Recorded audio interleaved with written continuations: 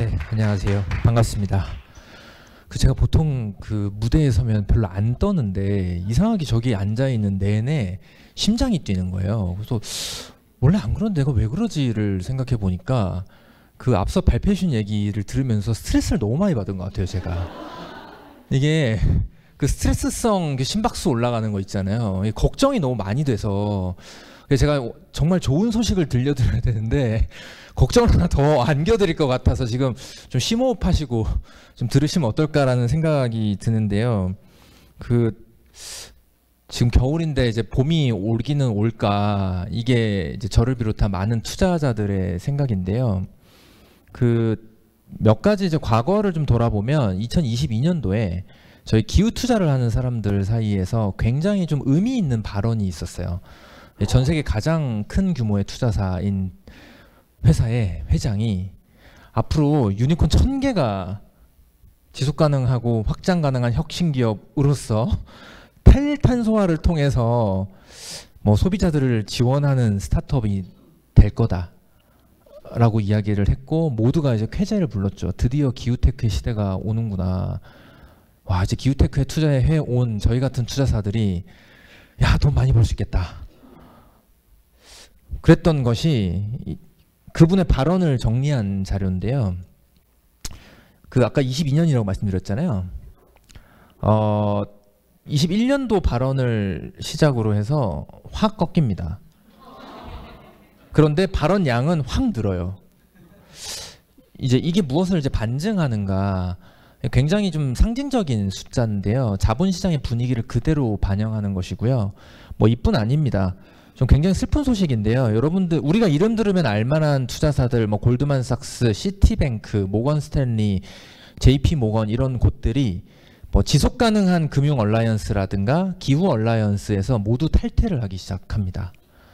그리고 우리나라 주요 대기업의 ESG 팀들이 해체되기 시작합니다. 아마 이미 알고 계셨던 분들도 계실 거고, 이런 이야기들을 좀 처음 들으시는 분들도 계실 텐데요. 도대체 왜 그런 거냐, 잘 아시는 이런 일들 때문입니다. 아시는 것처럼 미국은 트럼프 1기 때 파리 협약을 탈퇴한 적이 없다고 하더라고요. 탈퇴하겠다고 선언했는데 파리 협약 발효 전이어서 할 수가 없었던 상황이고, 이번에야말로 진짜 탈퇴인데요. 이번에 환경청에 있던 임시 직원들 다 해고했죠. 그리고 어제 미국 관공서에 있던 전기차 충전시설 8,000개를 다시 이제 철거하는 명령을 내렸어요. 이런 일들이 자본시장에서 그대로 반영되고 있다고 보시면 저는 무방할 것 같은데요. 트럼프만의 잘못은 아닙니다. 어느 한 사람이 이 모든 기조를 바꿀 수 있는 것인가? 저는 그렇지 않다고 보는 입장이고요. 트럼프 대통령 당선 전에 이미 기후테크에 투자하는 자본의 흐름은 변하고 있었습니다. 그래서 이제 유입보다 유출이 훨씬 더 많아진 상황이 되었고요. 21년도가 사실상 고점이었고 22년도 상반기까지 고점을 사실 찍었다가 22년 하반기부터 급격하게 줄어들기 시작합니다. 투자 트렌드를 좀 더 상세하게 살펴봐도 비슷한 움직임들을 저희는 볼 수 있고요. 통계마다 조금씩은 다릅니다만 트렌드 자체가 변하지는 않습니다. 그리고 여전히 많은 투자는 이제 트랜스포테이션, 주로 전기차, 배터리 쪽이고요. 두 번째가 에너지인데요. 전기차, 배터리 쪽이 거의 절반에 육박하는 상황이라고 말씀드릴 수 있을 거고, 거기에 이제 에너지까지 포함하면 거의 60%, 70%를 차지하는 상황인데요. 조금 위안을 좀 드리자면 전체 투자가 이렇게 위축되는 가운데에서도 기후테크 투자는 상대적으로 영향이 덜했습니다. 트럼프 대통령 당선 전까지만 해도 그래도 배터리 쪽 투자는 꾸준히 이루어졌고, 심지어 이제 트럼프 대통령 1기 때에 신재생 에너지 쪽 투자가 줄어들지 않았어요, 미국은. 그리고 많은 분들이 예측하시다시피 2기 때에도 그래도 이어질 거다라고 저 역시나 예상을 하고 있는데요. 이러한 흐름에 이제 영향을 준 것은 글로벌에 그냥 광범위하게 나타난 경기 침체 현상, 이라고 말씀드릴 수 있겠고, 뭐 한국은 더 많이 느끼고 계실 건데요. 사실 오늘 오전에 이제 한국은행이 거의 한 2년 6개월 만에 다시 이제 금리를 2%대로 낮추는 금리 인하를 오늘 단행을 했습니다. 그러면서 좀 슬픈 소식은 그 한국의 경제 성장률 전망치 역시나 이제 낮췄는데요. 그 바야흐로 이제 1% 성장을 하는 시대에 왔고, 그 12월 달에 그 저를 비롯한 많은 투자사들이 굉장히 좀 눈여겨본 한국은행 리포트가 있었습니다. 그 이후에 이제 한국 경제의 성장 전망에 대한 리포트였는데요. 2030년대부터는 거의 1% 성장이 당연시 되는, 그리고 2040년대가 되면 1% 성장을 지키지 못하는 상황에 직면할 것이다. 그럼 이걸 돌파하기 위해서는 사회 전방위적인 엄청난 혁신이 필요하다라는 내용의 리포트였습니다. 사실 앞서 이제 두 과학자들의 발표를 보셨는데요. 과학기술이 이 기후위기를 해결할 수 있을 것인가에 대해서 많은 의문이 있으시겠지만, 뭐 저 역시나 할 수 있는 걸 다 해봐야 된다라는 입장이고, 결국은 저는 과학기술이 이 모든 문제를 해결해 내야만 한다라는 입장인데요. 이 과학기술이 광범위하게 확산되려면 이 과학기술에 지원을 하는 자금들, 그리고 그 과학기술이 상용화되도록 하는데 투입되는 투자들이 매우 많이 필요할 텐데요. 투자 트렌드는 꺾였지만 투자를 할 수 있는 투자 가능 재원은 여전히 많이 쌓여 있습니다. 돈이 없는 게 아니라는 말씀인 거죠. 어딘가에 자본은 있습니다. 심지어 기후에도 자본이 풍부하게 있습니다. 다만 이 자금이 적절하게 쓰이지 못하고 있다는 것이고요. 결국 우리가 마주한 과제는 자금을 어떻게 쓸 거냐인 것 같습니다. 이런 상황에서 한국을 조금만 더 들여다보면, 그 우리 정부도 2년 전에 발표를 했어요. 기후테크 산업 육성을 하겠다.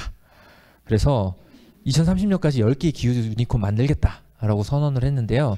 지금 전 세계 기후 유니콘 중에서 기후테크 유니콘 중에서 한국은 차지하는 비중이 제로입니다. 앞으로 이게 어떻게 될 거냐, 뭐 저는 분명 나올 거라고 보는데요. 그럼 한국은 이만한 기업이 없는 거냐? 있습니다. 있는데 유니콘이 되기 전에 보통 상장을 합니다. 왜 그런 거냐에 대해서는 참 여러 가지 설명을 우리가 할 수 있을 거예요. 그 유니콘이 되기 전에 필요한 자금을 확보하기 어렵기 때문에 그냥 일반 주식시장으로 전환한다라고 볼 수도 있을 거고요. 혹은 주식시장 상장이 굉장히 쉬운 시기가 있었기 때문에 쉬운 선택을 했다라고도 볼 수 있을 겁니다. 여러 가지 해석을 할 수 있을 텐데, 중요한 건 참 갈 길이 멀고 유니콘이라고 불리는 기업들이 나올 만큼 시장이 커져야 한다라는 문제의식을 저는 갖고 있는데요. 뭐 우리 정부가 뭐 가만히 손 놓고 있는 건 아닙니다. 잘 아시는 것처럼 뭐 400조 원이 넘는 뭐 정책금융을 지원하겠다는 계획을 이미 발표했고요. 특히나 이제 저 같은 투자사들이 활동하는 기후테크 분야에도 2030년까지 9조 원의 뭐 투자조합을 결성하겠다라고 발표했습니다. 이거 과연 잘 되고 있을까요? 되고 있습니다. 이게 지금까지 우리나라 정책금융에서 저희 같은 벤처 투자자들을 지원한 현황을 제가 공개되어 있는 숫자들만 좀 취합을 해봤는데요. 일단 모태펀드에서는 약 뭐 한 9년여 기간 동안 8천억 정도의 규모의 펀드를 결성을 했어요. 근데 키워드는 계속 바뀌어 왔습니다. 뭐 기후테크도 있고요. 뭐 수소인프라도 있고 미래환경도 있고 미세먼지도 있고 그때그때 좀 중요하다고 생각한 트렌드나 단어들을 반영해 왔고요. 성장사다리 펀드라고 하는 곳에서도 여러 움직임을 보여줬는데, 특히 24년도를 보시면 작년에 앞서 보셨던 정책금융 내에서 9조 원의 기후펀드를 결성하겠다는 계획이 저기에 반영이 된 겁니다. 그래서 바로 3,800억 정도 작년에 결성이 됐고요. 올해도 이 기조는 유지될 거라고 현재 저희는 보고 있습니다.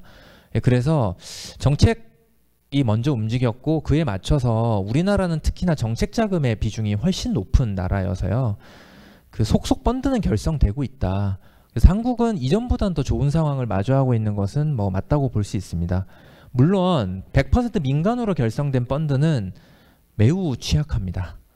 이것이 이제 한국이 얼마나 이제 정책의 영향이 큰 나라인가를 보여준다라고도 할 수 있을 텐데요. 저는 우리가 기후 악당으로 불리지만 그렇지만 희망을 잃지 않아도 된다. 왜냐면 한국이 전 잠재력이 굉장히 풍부한 나라라고 생각하고 있습니다. 저희가 글로벌에 가서 투자를 하려고 해도 한국 투자사에서 투자를 받는 것에 대한 관심이 커요. 왜냐하면 기후가 대부분 다 인프라성의 사업들이고 우리나라는 이런 인프라 쪽의 대기업들을 대거 보유하고 있거든요. 그래서 그 기업들하고 연결되고 싶어 합니다.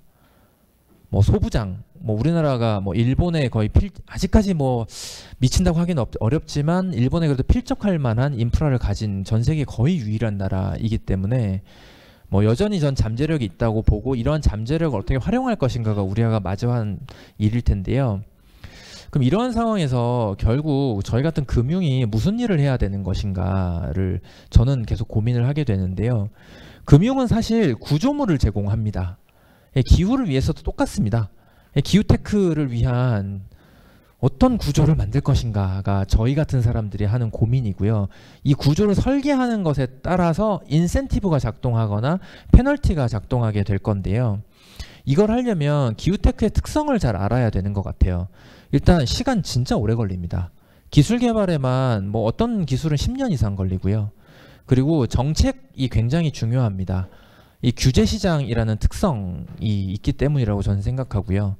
그리고 산업과 융합적인 특성이 커서 그 어느 단일한 솔루션이나 단일한 경험을 기반해서 사업을 확장하기가 굉장히 어렵습니다.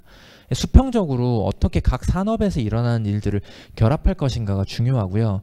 이걸 하나의 기업이 해내기는 대단히 어려운 일이기 때문에 결국 이 기후테크를 위해서는 저는 제가 민간에서 투자를 하는 사람입니다만 정부가 보이는 손으로 이 토대를 만들어내지 않고서는 오늘날 더 이상의 경쟁력을 확보하는 것이 어렵다로 귀결이 되는 것 같습니다. 시장도 창출해 줘야 되고요.